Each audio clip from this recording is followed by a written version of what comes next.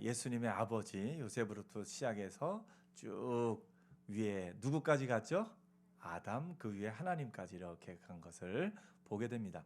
예수님의 계보가 또 하나 나오는데 혹시 기억하시나요? 성경의 그 사복음서 가운데 마태복음 첫 부분에 보면 예수님의 계보가 또 이렇게 나옵니다. 그 마태복음의 계보와 이 누가복음의 계보 두 가지가 좀 차이가 있어요. 간단한 차이는 뭐냐면 마태복음의 계보는 아브라함부터 시작해서 쭉 예수님에게까지로 이렇게 내려옵니다. 오늘 누가복음의 계보는 어떻게 해요? 예수님의 아버지 요셉으로부터 시작해서 위로 쭉 올라가서 아담과 그 위에 하나님까지 이렇게 이른 것을 보게 됩니다. 이 두 개가 좀 차이가 있어요. 왜 차이가 있을까 생각을 해보면 이 마태복음을 기록한 마태와 누가복음을 기록한 누가가 조금 관점이 달랐어요. 마태는 주로 누구를 대상으로 썼냐면 유대인들을 대상으로 썼습니다. 유대인들을 대상으로 예수님에 대해서 쓰니까 당시에 유대인들은 예수님 하면 누구의 후손이요? 다윗의 후손, 왕의 후손이란 말이죠. 왕의 후손으로서 다윗의 후손 메시아를 소개해야 되기 때문에 이 마태복음은 왕위를 중심으로 씁니다. 그래서 아브라함, 모두가 아는, 유대인들이 다 아는 아브라함, 그리고 다윗 왕, 그리고 바벨론, 이렇게 그 중요한 사건을 중심으로 왕이신 예수님을 강조하고 있습니다. 누가는 반면에 인간이신 예수님으로서 누가는 이방인들에게, 헬라인들이나 또 이방인들에게 이 복음을 소개하기 위해서 누가복음을 썼기 때문에 그 사람들을 위해서 인간이신 예수님이 어떻게 하나님이 되셨는가, 그 부분을 이야기를 하고 있습니다. 전에도 얘기했듯이 예수 그리스도라는 그 이름 자체가 예수님의 인성과 예수님의 신성을 이야기하고 있다 말씀드렸습니다. 뭐냐면 하나님으로서 인간이 되신 이름, 그 이름이 뭐예요? 예수님이에요. 인간으로서 기름 부음을 받아서 하나님의 또 명하신 일을 이루신 그 이름이 뭐냐면 그리스도, 기름 부음을 받은 자라는 뜻이거든요. 그래서 이 누가는 인간이신 예수님이 어떻게 인간의 몸을 입고 오셨고 어떻게 하나님을 뜻을 이루셨는지 그것을 강조하기 때문에 이 둘 사이에 좀 차이가 있습니다. 마태복음에 나온 왕으로서의 예수님의 계보를 조금 더 살펴보면 14대씩 3번 나오거든요. 근데 그 히브리어는 자음만으로 이루어진 언어예요. 어떻게 보면 히브리어하고 우리말하고 비슷하다는 분들도 있어요. 보면 히브리어 자음이 요 사각형 안에 들어가고요. 거기다 모음을 점을 찍어요. 우리말도 처음에 우리말 만들었을 때는 어떻게 해요? 기역, 니은, 사각형 안에 그런 그 글자들이 다 들어가고 점을 어디다 찍어요? 처음에는 밑에다 찍었어요. 그러니까 가 밑에 점 찍으면 뭐라고 읽어요? 가, 이렇게 읽었어요. 그러니까 아래아 한글이라고 그러죠. 우리 아주 처음에는 우리말도 점을 찍음으로써 모음을 표시했다가 나중에 모음이 따로 이렇게 생긴 것을 보게 됩니다. 근데 히브리어가 처음에 자음 중심으로 이렇게 돼 있어요. 자음에 점을 찍어서 이렇게 표현을 합니다. 그런데 14이라는 이 숫자가 히브리어는 자음 3개를 한 단어예요. 무조건 자음 3개예요. 그러니까 자음 전체가 22개인데 그중에서 무조건 3개를 뽑으면 다 비슷하죠. 크게 나올 게 많지가 않아요. 근데 거기다가 점을 어떻게 찍느냐에 따라 다르게 읽고 그러는데 아브라함부터 이 다윗까지 14대고 다윗부터 바벨론 우거까지 14대고 바벨론 우거에서 예수님까지 14대 이렇게 얘기하는데 이 14라는 숫자가 다윗이라는 이름과 자음이 똑같아요. 다윗이라는 이름을 이렇게 히브리어로 쓰고 자음을 어떻게 쓰면은 다윗이라고 읽고 그거를 숫자로 표현할 때도 그 자음이 똑같아요. 그래서 그 왕이신 메시아를 기다리는 유대인들에게 예수님의 그 계보가 아브라함, 다윗, 또 예수님에게까지 이어졌다라는 걸 상징적으로 보여주기 위해서 14대, 14대, 14대 이렇게 이야기한 것을 보게 됩니다.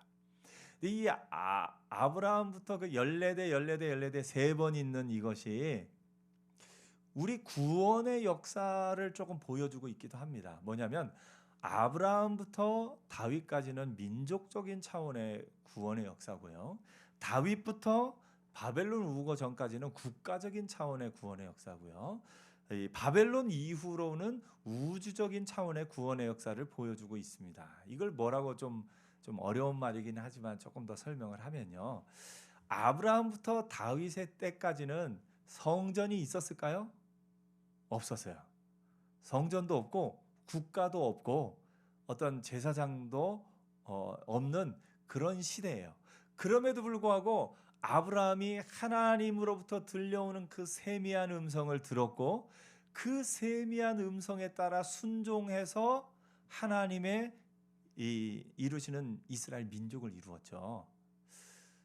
우리가 전도를 하다 보면요, 가끔 이렇게 전도를 하고 예수 믿으세요, 우리가 죄 문제 이렇게 하면서 전도를 하면요, 꼭 그런 거 물어보는 분이 있어요. 세종대왕은 구원 받았냐고, 이순신 장군은 구원 받았냐고, 그렇게 물어보는 분이 꼭 있어요. 사실 핵심은 뭐냐면, 핵심은 당신이 죄인이고 당신이 구원받아야 됩니다, 이거를 전하는데 자기가 이렇게 대상이 되는 게 불편한 거예요. 그래서 관심을 나에게서 누구에게로 돌리는 거예요? 세종대왕 이순신에게로 돌리는 거예요.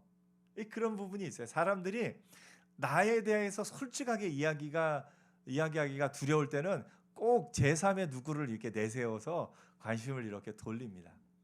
근데 성경 아마 바울의 시대에도 그런 사람들이 있었던 것 같아요. 그래서 바울의 시대에 이 복음이 있기 이전 사람들에 대해서 너희가 막 얘기하는데 그거 그렇지 않다 얘기하면서 바울은 이제 로마서 앞부분에 뭐라고 얘기하냐면, 믿지 않던 그 시대에는 하나님이 각 사람의 마음에 양심을 주셨다. 그 양심이 서로 혹은 송사한다 이렇게 얘기를 합니다.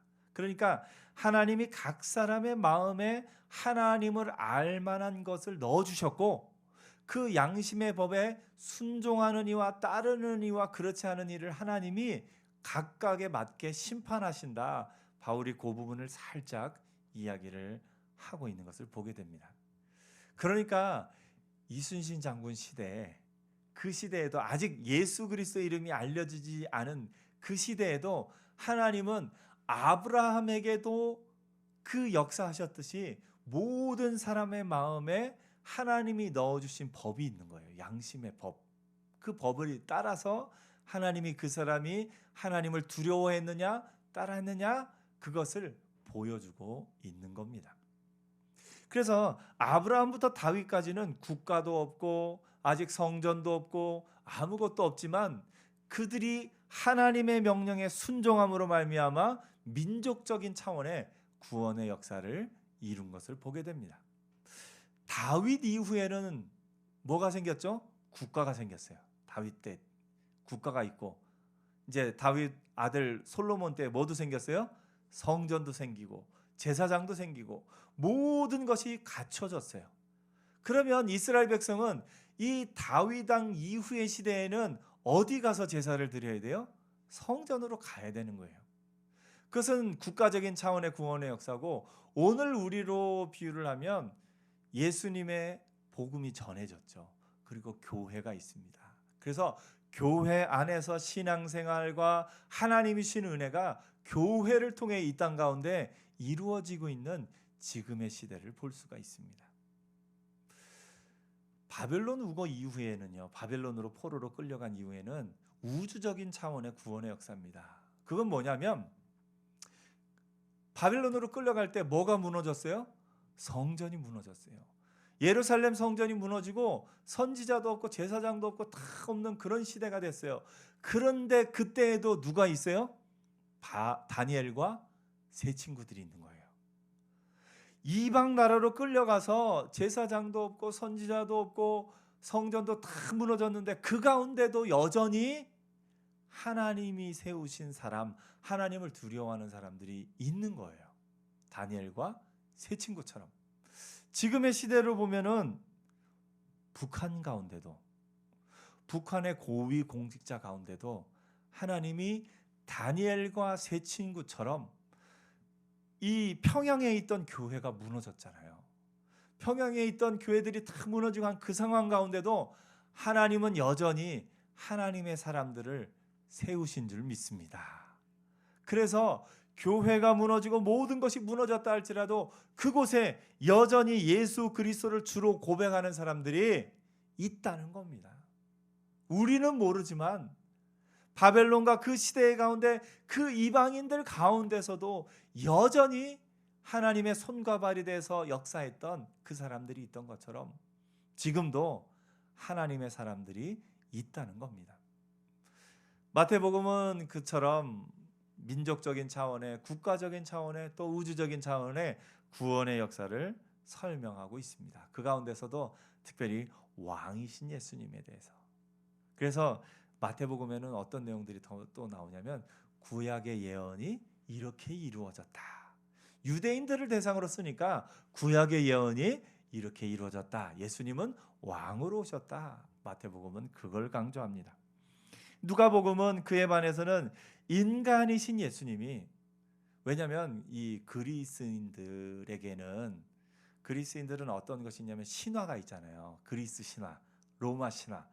근데 그리스 로마 신화의 특징은 뭐냐면 신들의 세계가 따로 있어요.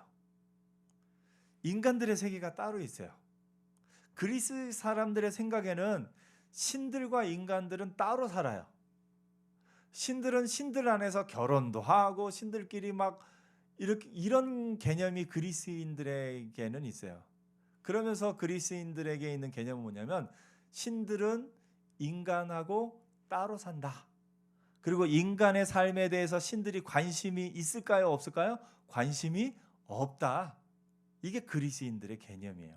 그래서 그것을 라틴어로는 데우스 오티오시스라고 해서 신들은 인간을 만들어 놓고 저 멀리서 신들끼리 사는 어떤 그런 것들을 그리스인들이 갖고 있어요. 그런 이방인들에게 예수님을 설명하기 위해서 누가가 뭐냐면 하나님이 인간을 만드시고 인간을 내버려 두지 않으시고 친히 인간의 몸을 입고 이 땅에 오셔서 인간으로서 그들 가운데 사셨고 죽으셨고 그가 십자가에 달려 죽으심으로 말미암아 하나님의 구원 역사를 이루셨다. 이것을 강조하고 있는 겁니다. 그래서 누가는 예수님의 그 계보를 예수님의 아버지 요셉으로부터 시작해서 쭉 올라가서 누구에게까지 이르러요? 아담과 하나님에게까지 이르는 것을 볼 수 있습니다. 이 두 개의 차이를 아시겠죠? 마태는 유대인들을 대상으로 했기 때문에 왕이신 예수님을 강조했고, 이 누가는 이방인들을 대상으로 복음서를 썼기 때문에 인간이신 예수님을 조금 더 강조한 것을 보게 됩니다. 그 예수님이 인간으로서 이 땅에 오셨던 것을 보여주고 그 위로 올라가서 하나님에게까지 이른다. 사실 이 예수님 누가복음의 이 계보는 많은 철학자들이 여기서 또 영감을 얻어서 어떤 이제 중세 시대의 철학자들이 첫 번째 원인으로서의 그런 어떤 누군가에게는 아버지가 있고 또 아버지가 있고 또 아버지가 있고 그 처음에로 올라가면 그 처음에 그 사람이 있게 한 분이 계신데 그분이 하나님이시다라고 이렇게 논증한 그런 철학의 역사도 있습니다. 누가는 이처럼 인간이신 하나님이 이 땅에 오셨고 인간이신 예수님이 하나님에게까지 이른다라는 것을 보여주고 있습니다. 그 예수님이 이제 사역을 시작할 때 세례 요한에게 세례를 받으십니다. 우리 21절, 22절 말씀 같이 한번 읽어보겠습니다. 누가복음 21절, 22절 말씀입니다. 다 같이요. 시작. 백성이 다 세례를 받을세 예수도 세례를 받으시고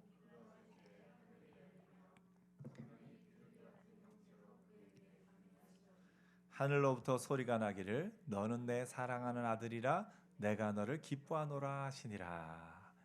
백성들이 다 세례를 받아요. 누구로부터 그게 시작됐어요? 세례 요한으로부터. 그때 이스라엘 백성들은 다 현실 속에 문제, 우리의 로마의 압제로부터 우리를 구원할 정치적인 메시아만을 바라고 막 그랬는데 세례 요한이 아니다. 우리의 모든 죄에서 우리를 구원하실 분이 오신다. 또 당시에 이 유대인들은 이 바리새인과 서기관들이 전해준 그런 것 때문에, 율법 때문에 나는 이런 율법도 못 지켜, 이것도 못 지켜, 이것도 못 지켜 하면서 죄책감에 막, 그래서 나는 참 이 구원받고 또 이렇게 하기가 쉽지 않아, 막 절망감에 있던 이스라엘 백성에게 그렇지 않다. 너희가 이것도 지키고 저것도 지키고 다 지켜야 하는 것이 아니라 하나님은 여전히 너희를 사랑하시고 너희가 너희 마음에 있는 죄를 회개하기만 하면 하나님은 너희를 받아주실 준비가 돼 있다. 이것을 세례 요한이 전했고 많은 백성이 그 앞에 나와서 세례를 받습니다.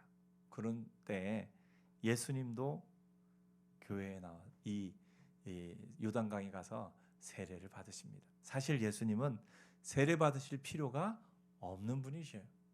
예수님은 세례 받을 필요가 없는 하나님이심에도 불구하고 이 세례를 받음으로써 그 하나님이 이 땅에 정하신 그 길을 따라가기를 원하셨습니다.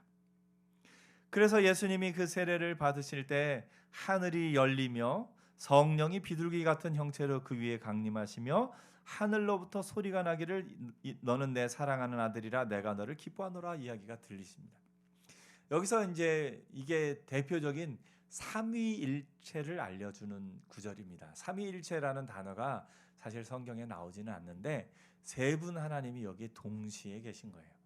성부 하나님, 성자 예수님, 성령 하나님. 세 분은 한 분이셔요. 근데 우리가 삼위일체를 이해하면서 조금 알려드릴 것은 뭐냐면 삼위일체는 일체 삼위가 아니라는 거예요. 그러니까 어떤 데서는 좀 잘못 오해를 해서 물이 보통일 때는 액체로 존재하다가 영하로 내려가면 얼음으로 고체로 존재하고 또 이게 영상으로 올라가면 또 기체로 존재한다. 이것으로 삼위일체를 설명하는 잘못된 설명이 있어요. 이거는 일체 삼위를 설명하려고 한 것 같아요. 한 가지 물질이 세 가지로 존재한다. 이것은 아니에요. 또 이 잘못된 설명 가운데 한 사람이 집에서는 아빠고 회사에서는 부장이고 또 어디 가서는 뭐고 하면서 한 사람이 세 가지 위치를 지니고 있는 것으로 설명하려고 하는데 이것도 잘못된 겁니다. 일체 삼위가 아니라 삼위일체입니다. 무슨 얘기냐면 하나님은 성부 하나님, 성자 예수님, 성령 하나님이 세 분이 각각 위격이라고 신학적으로는 표현합니다. 위격, 각각의 위격으로 존재하는데 그 각각의 위격으로 다르게 존재하면서 일체 같은 마음과 같은 의지와 같은 생각을 가지고 계시다. 이렇게 이해하는 것이 삼위일체를 가장 잘 이해하는 겁니다. 이걸 조금 어떤 분은 그 고속도로 놓는 것에 비유를 또 하게 돼요. 오카노 목사님 그 이제 제자훈련 교재에 보면 그런 비유가 나와요. 고속도로를 처음에 계획을 세운 사람이 있어요.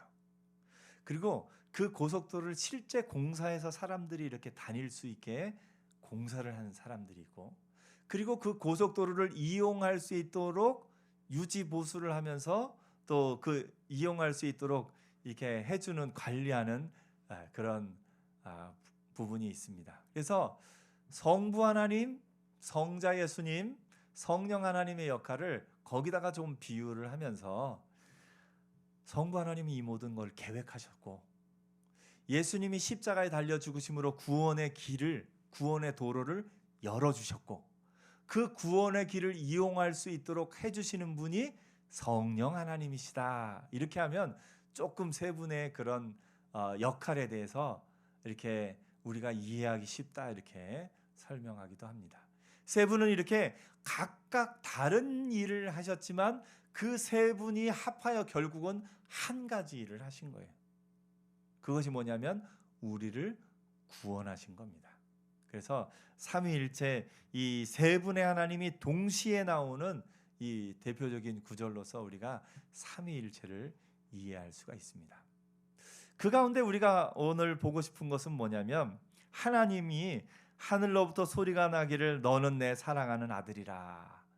자, 하나님은 이 좋은 마음을 감춰두시는 하나님이세요? 표현하시는 하나님이세요? 표현하셔요.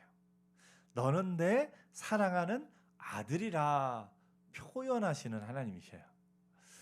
하나님은 어떤 하나님이시냐면 우리에 대한 사랑을, 여러분 한 사람 한 사람을 사랑하는 거, 이 예수님을 너는 내 사랑하는 아들이라 내가 너를 기뻐하노라 하셨던 것처럼 예수 믿는 우리를 향해서 너는 내 사랑하는 아들이라, 너는 내 사랑하는 딸이라 내가 너를 기뻐하노라 오늘 우리를 향해서도 말씀하여 주시는 줄 믿습니다. 우리는 뭐냐면 받아들이면 돼요. 받아들이면. 우리 한번 하나님이 여러분을 기뻐하고 계신다는 거 믿으셔요? 믿으셔요? 아멘. 그러면 옆에 한번 이렇게 얘기하세요. 하나님이 저를 기뻐하고 계십니다. 아멘. 근데 우리가 하나님이 나를 기뻐하신다는 걸 말하기가 조금 쑥스러울 때가 있어요. 내가 나를 아는데 하나님이 나를 기뻐하고 계시다고 말하기가 좀 쑥스러울 때가 있어요. 그런데 여러분, 하나님이 여러분을 자녀 삼으신 게 여러분이 특별한 일을 잘했기 때문에 자녀 삼으셨습니까? 아니죠. 여러분이 남들보다 뛰어난 것이 많아서 여러분을 자녀 삼으셨습니까? 아닙니다. 여러분을 사랑하셔서 여러분을 예수 믿는 것 하나를 보시고 우리를 하나님의 자녀 삼으셨습니다. 믿으십니까? 그러면 내가 구원받을 자격이 없는데도 나를 먼저 찾아오셔서 사랑하시고 하나님의 자녀 삼으신 그 하나님을 믿으신다면 여러분을 기뻐하시는 것도 마찬가지입니다. 여러분을 기뻐하시는 것도 여러분이 어떤 특별한 일을 잘해서 여러분을 기뻐하시는 것이 아니라 여러분이 예수 믿고 여러분이 하나님의 자녀이기 때문에 여러분을 기뻐하고 계시는 줄 믿습니다. 그래서 우리가 담대하게 이야기할 수 있는 거예요. 담대하게 옆에 얘기해 주세요. 하나님이 기뻐하시는 사람입니다. 또 우리도 옆에 사람에게 한번 또 얘기해 줄까요? 아이고, 하나님이 기뻐하는 분이 여기 계시네요. 한번 얘기해 주세요. 아멘. 하나님이 성경을 통해서 표현하시는 하나님이세요. 하나님은 그걸 마음에 담아주지 않으시고 성경을 통해서 계속해서 표현해 주십니다. 내가 너를 사랑한다. 내가 너를 기뻐한다. 근데 우리가 그거를 못 받아들이고 있어요. 여러분, 자녀들이 부모님을 향해서 어떤 마음을 가질까요? 보통은 원래 하나님이 계획하신 것은 자녀들은 부모의 마음에 그 일을 잘해도 부모의 기쁨이 되고 그 일을 못해도 부모의 기쁨이 되는 거, 그게 하나님이 가정을 통해서 우리에게 알려주길 원하시는 거예요. 근데 어떤 경우에 자녀들은 그런 오해가 있어요. 내가 이 일을 잘 해낼 때 엄마 아빠는 나를 기뻐해. 근데 내가 이 일을 잘 못하면 엄마 아빠는 나를 미워해. 실제로 우리가 잘못 메시지를 전달하고 부모가 자녀에게 그 사랑을 잘못 표현했기 때문에 이 자녀들의 마음 가운데는 엄마는 내가 잘할 때만 나를 기뻐해. 엄마는 내가 이 일을 못하면 나를 미워할 거야. 그런 오해가 자녀들의 마음에 있는 것을 보게 됩니다. 오늘 여러분, 하나님이 너는 내 사랑하는 아들이라 표현하시는 하나님이셨던 것처럼 저와 여러분도 표현하는 하나님의 사람들 되기를 축복합니다. 여러분, 자녀를 향해서 네가 이 일을 잘해도 네가 일을 못해도 여전히 나는 너를 사랑하고 여전히 나는 너로 말미암아 기뻐한다. 그 메시지를 전해줄 수 있는 부모님들 되기를 축복합니다. 여기 자녀들 많이 있는데 여러분 엄마 아빠가 어떻게 그런 메시지를 잘 주고 계세요? 고개를 좀 많이 끄덕여야 되는데. 예.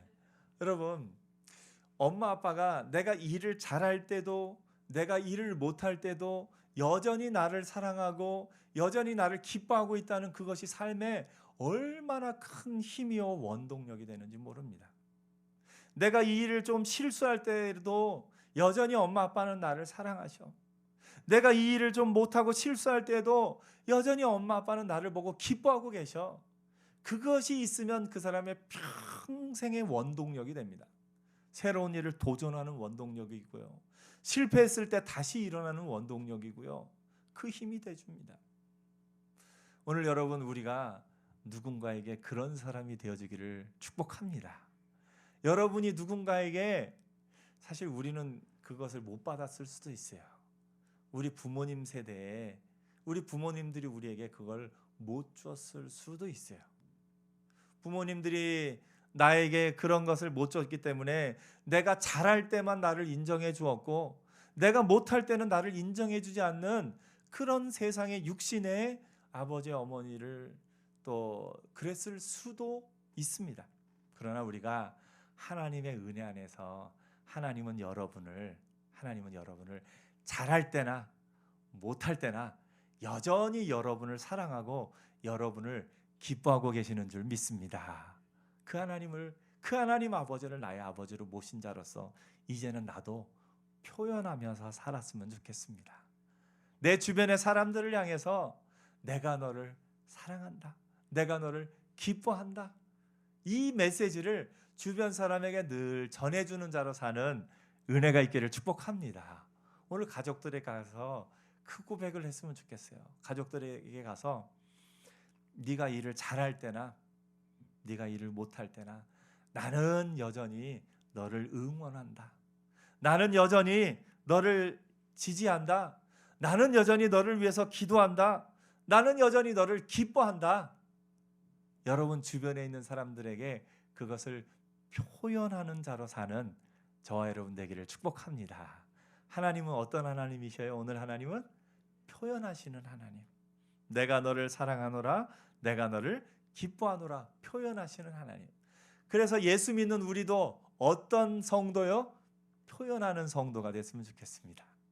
표현하는 성도. 내가 너를 사랑하고 내가 너를 기뻐한다. 우리 오늘 전도사님 새로 오셨는데요. 여러분 전도사님 보면서 전도사님 멋있어요라고 표현해 줬으면 좋겠어요.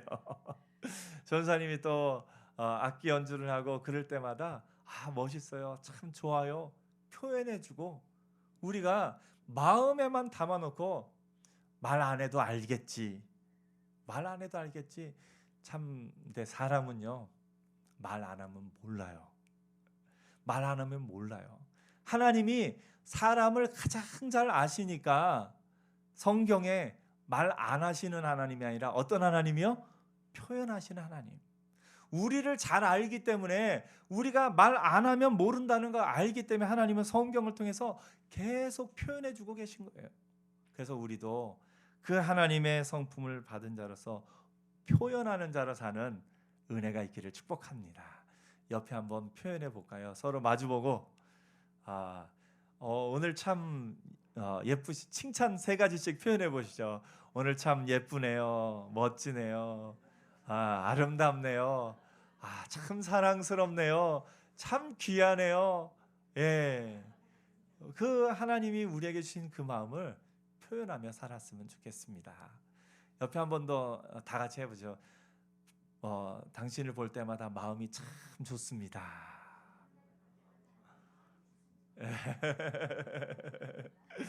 여러분 그 마음을 하나님이 우리에게 표현하셨듯이 그 마음을 늘 표현하며 사는 저와 여러분 되기를 축복합니다.